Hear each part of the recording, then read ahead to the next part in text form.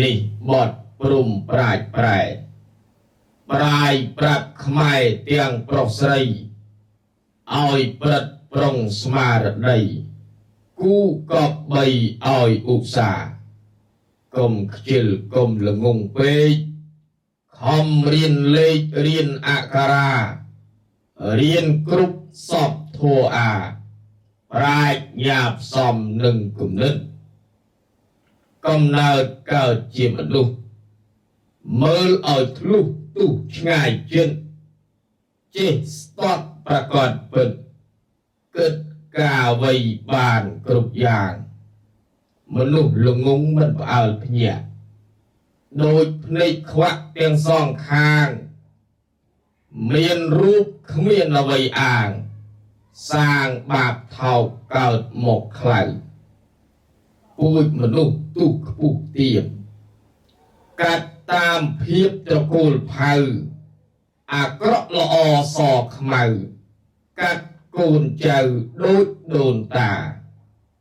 ពូជល្ងងមិនបានបួសទុកជាទោសនឹងសាសនា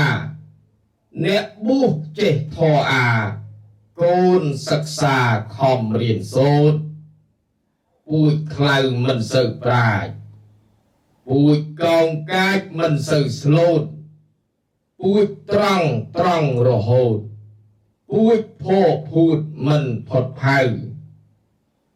ឪពុកម្ដាយស្លូតត្រង់ចិត្តមិនចង់ឲ្យកូនខ្លៅជាវាយស្ដីប្រដៅឲ្យកូនចៅបានចេះដឹងឪពុកគ្មានតម្រេះឃើញកូនចេះមិនដែលខឹងឃើញកូនខំប្រឹតប្រឹង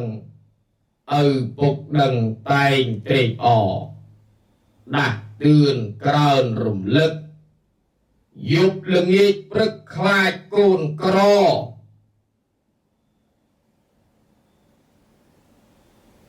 ចង់ឲ្យតែកូនល្អលោមអង្វរឲ្យកូនខំកូនកាចបំពេញទុកម្ដាយឪពុកព្រួយបារម្ភកូនស្លូតដឹងគូសំមេបាទកុំថ្កើងគេឈ្មោះឪពុកម្ដាយខ្សត់ខ្សោយកុំបណ្ដោយឲ្យអាប់យុះខំរៀនឲ្យបានខ្ពស់